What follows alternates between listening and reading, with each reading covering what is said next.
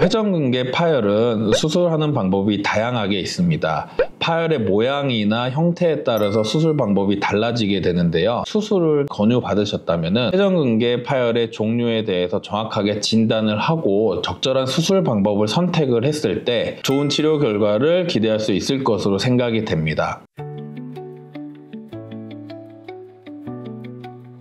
안녕하세요. 저는 마디세상병원에서 근무하고 있는 정형외과 전문의 신지수입니다. 저번 시간에는 회전근개 근육 파열에서 전층 파열 시 가장 일반적으로 수술하는 관절 내시경을 이용한 봉합수술 방법에 대해서 간단하게 설명드렸었는데요. 이번 시간에는 회전근개 봉합수술의 한 가지 방법인 진피보강술에 대하여 간단하게 설명드리고 어떻게 수술이 진행되는지에 대해서 설명드리도록 하겠습니다.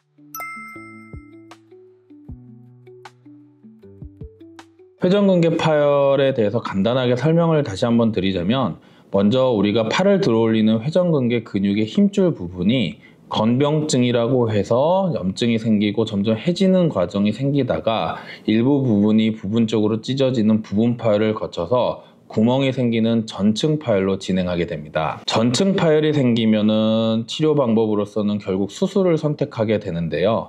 전층 파열의 종류에 따라서도 수술 방법이 달라지게 됩니다. 전층 파열은 찢어진 부분에서부터 파열된 회전근개 근육의 거리에 따라서 우리가 구분을 해볼 수가 있는데요. 1cm 미만일 경우에는 작은 파열, 1에서 3cm 사이일 경우에는 중간 파열, 3에서 5cm 사이를 큰 파열, 5cm 이상을 광범위 파열이라고 정의하고 있습니다. 작은 파열에서 중간 파열 같은 경우에는 회전근개 근육을 제자리로 가져와서 봉합을 했을 때 힘줄의 긴장도가 크지 않아서 봉합을 수술이 잘 됐을 경우에는 일반적으로 재파열률이 높지 않은 것으로 되어 있습니다. 다만 큰 파열에서 광범위 파열인 경우에는 우리가 제자리로 가져왔을 때 봉합이 가능한 경우도 있고 가능하지 않는 경우가 있는데요. 봉합이 가능하다고 하더라도 힘줄의 긴장도가 워낙 세기 때문에 일반적으로 우리가 수술하는 방법인 이중나사 봉합 방법으로 수술을 했을 때 힘줄이 다시 한번 파열이 될 수 있는 위험성이 올라갈 수가 있습니다. 실제로 논문에서 찾아보면은 큰 파열에서 광범위 파열 같은 경우에 힘줄을 봉합했을 때 30에서 40% 정도의 재파열률을 기록한다고 보고가 되어 있습니다. 그래서 재파열을 줄이기 위한 노력을 많이 하고 있는데요. 그 중에서 한 가지 방법이 진피보강술이라는 수술 방법이 있겠습니다.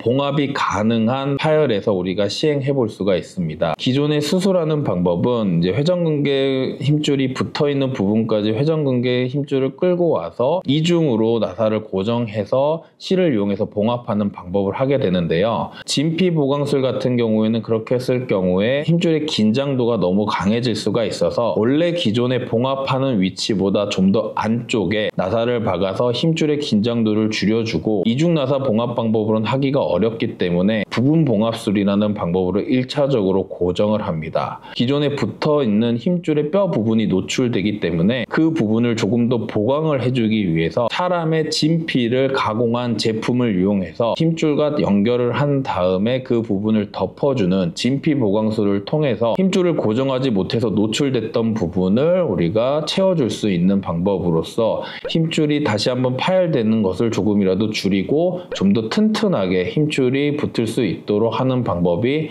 진피보강술이 되겠습니다.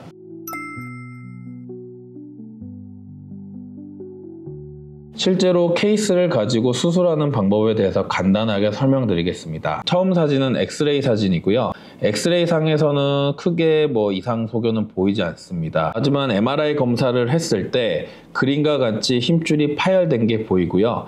파열된 정도의 거리를 측정해 보면은 대략 3cm 이상의 큰 파열을 보이게 됩니다. 이런 경우에는 우리가 근육이 어느 정도 수축이 됐는지를 파악하는 게 봉합을 할 수 있는지를 결정할 수가 있는데요. 그림과 같이 MRI 상에서는 근육 정도가 퇴축되거나 위축된 게 거의 보이지 않기 때문에 봉합이 가능할 것으로 판단은 할 수 있습니다. 다만 일반적인 이중나사 봉합 방법으로 수술을 했을 때는 재파열의 가능성이 높을 수 있기 때문에 때문에 진피 보강술을 선택하는 게 좀 더 좋은 케이스라고 생각이 됩니다. 관절 내시경을 통해서 찢어진 파열 부분을 확인했을 때 그림과 같이 관절 안이 다 보일 정도의 큰 파열의 회전근개 파열을 확인할 수가 있고요. 우리가 지금 그림과 같이 보이는 부분이 힘줄이 붙는 부분인데 보통은 이 부분을 다 덮을 수 있도록 봉합을 시도하게 됩니다. 하지만 이 케이스 같은 경우에는 힘줄의 긴장도를 줄여주는 게 중요하기 때문에 조금 더 앞쪽에다가 봉합을 해주기 위해서 앞쪽에 고정을 하고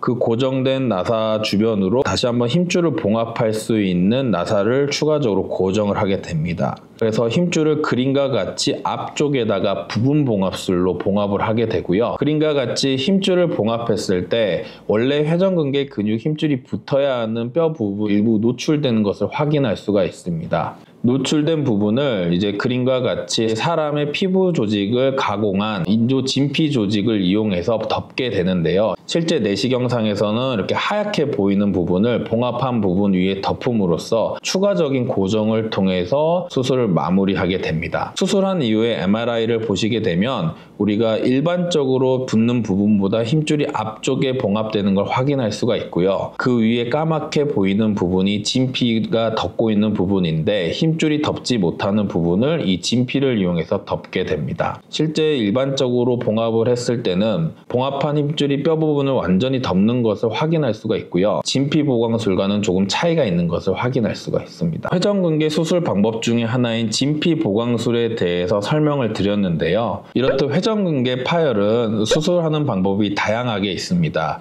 파열의 모양이나 형태에 따라서 수술 방법이 달라지게 되는데요. 혹시 시청하시는 분들 중에서 회전근개 파열에 대해서 진단을 받으셨고 수술을 권유받으셨다면 회전근개 파열의 종류에 대해서 정확하게 진단을 하고 적절한 수술 방법을 선택을 했을 때 좋은 치료 결과를 기대할 수 있을 것으로 생각이 됩니다. 제가 준비한 내용은 여기까지였고요. 다음번에는 회전근개 근육 파열의 또 다른 치료 방법인 상부 관절낭 재건술에 대해서 설명을 해드리도록 하겠습니다. 경청해 주셔서 감사합니다.